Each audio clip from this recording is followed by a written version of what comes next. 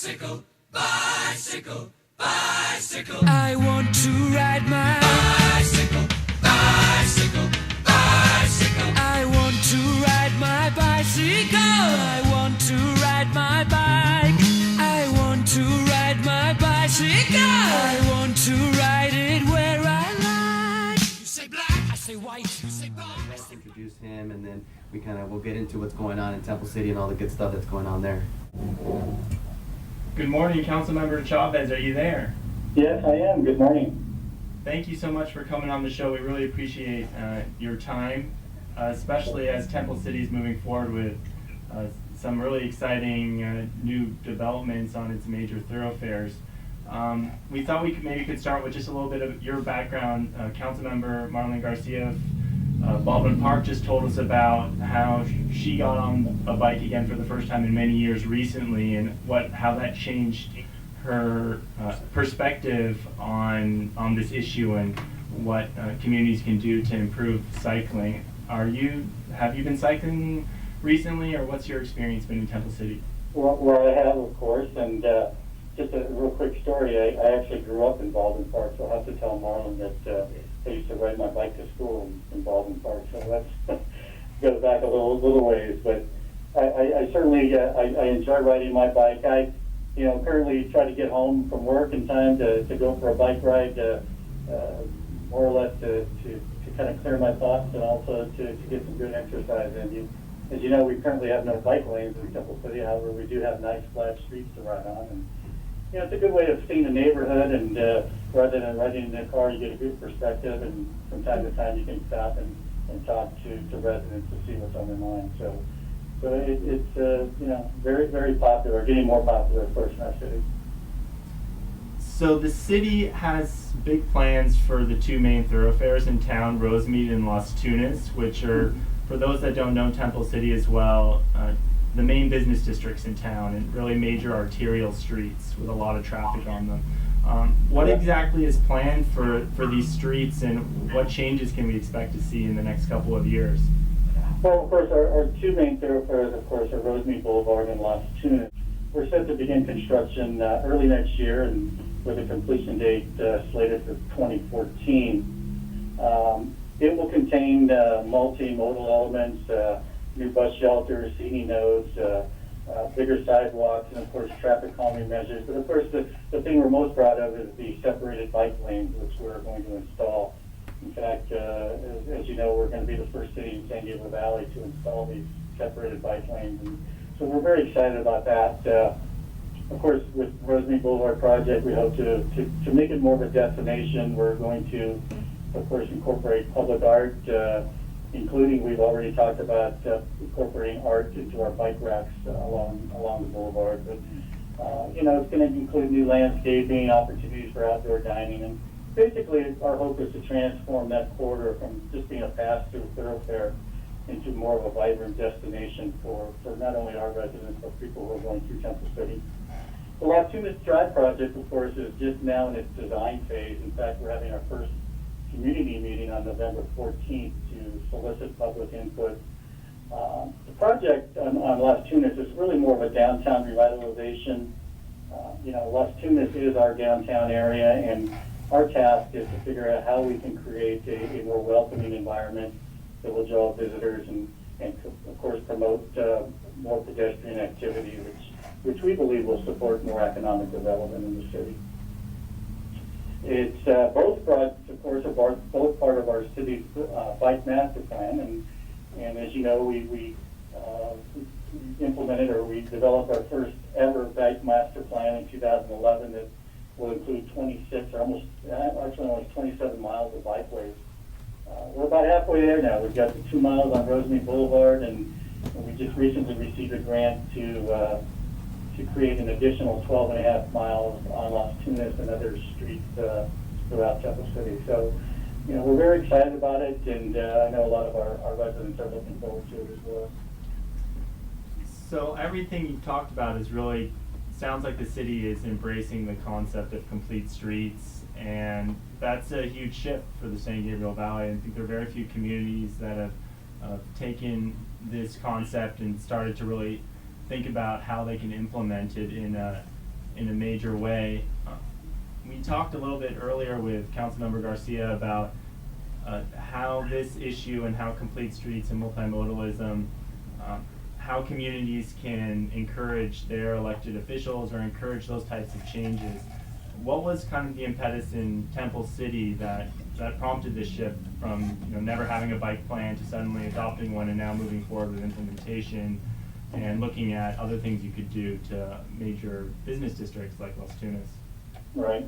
Well, to us it was all about improving the quality of life for our residents. As you know, streets represent the largest public land use, and we want to make sure that they accommodate all users. For the last few months we've been engaging with and listening to our community, and ultimately we want to know what they believe the facilities should be used for. We've always felt that including them in the planning process is very important. As a result, of that, for example, we came up with the idea of the protected bike lanes on Rosemead Blvd because many people felt that, especially bikers, that it would be too dangerous on such a major thoroughfare to have just the white lines on there. And so coming up with that idea to have the protected bike lanes was as a result of these meetings that we've been having. We recognize that increasing alternative travel options like walking, biking, and mass transit, certainly provide us with a lot of benefits. Reducing the driving of vehicles certainly will contribute to a better environment.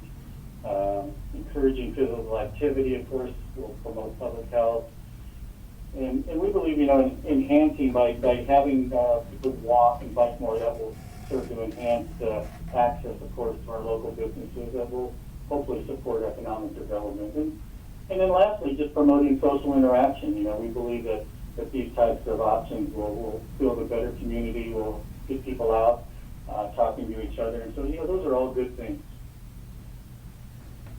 Have you or any of the other council members been actively following what some of the other communities in LA County are doing, or have gone out and seen a protected bike lane, maybe Long Beach's? Well, I know that our staff certainly has been involved with that and has given us reports, and you mentioned Long Beach, which is kind of a model for us. We attended various conferences and seminars and got to know what the pluses and minuses are, and of course what we need to do to accomplish the things that we want to hear. We certainly recognize that there is a need for education. We want to certainly adding bike and pedestrian amenities that we want to educate the public on how to safely use those facilities. And so what we've done is in the next year we'll start hosting different events. We've got a bicycle rodeo for kids, a bicycle skills course scheduled for adults, and also to make drivers aware of what we're doing so that we can share the road safely. So all those things are now in the planning stages and certainly things that we want to look forward to in the next few months. All right, well, thank you so much. Whoa. Can I? Oh, yeah, of course. Please. Here, let me. I can do this. So I'm one of the DJs here on the show. One of the things. My question to you is: you started out this conversation by saying that you used to bike to school.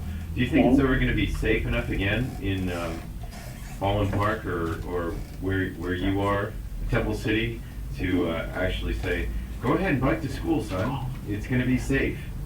Well, certainly that is one of our goals, and in fact one of the efforts we have, one of the projects that we've gotten some funding for is entitled Safe Routes to Schools, and through that program we hope to improve the bicycle and pedestrian safety around our local schools, and we're going to be adding sidewalks, crosswalks, and pedestrian signage in order to make sure that they do have a safe route to school, whether they do bike or walk.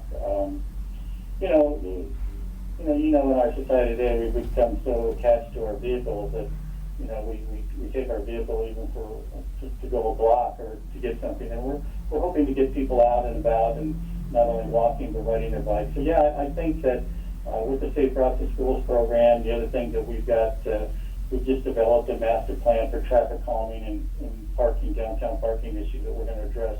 I think all of those will contribute to a safe environment for not only our pedestrians but also our bicycles as well. Yeah, and I would say too, for those that don't know Temple City as well, it's actually, the scale of it is such that it's really well suited for bicycling and walking. It's only a couple square miles, I believe, and. Yeah, we're about 4 square miles. Right, and you're relatively flat, and you also have access to the county class 1 bike paths, which connect to other parts of the San Gabriel Valley. So. And that's one of the things we hope to do is to hook up with those, and hopefully other cities will take the same lead and be able to hook up with all the different various bike paths. I know one of the ones I take right now is there's a bike path that goes up Almonte Avenue, but it's located in Arcadia. One of the things that we're looking at is to continue with that south on Almonte, which then will specifically hook up with the San Gabriel Valley bike path and make it more accessible to people. And I believe too, the bike master plan actually includes a potential extension of a class 1 path along is it the Eaton Wash that runs through Temple City there? Or? Yeah, correct. One of the things, we have got the Eaton Wash that runs through Temple City, and then one of the things that we're looking at is to extend that into both pathways for bicyclists and pedestrians as well. Yeah.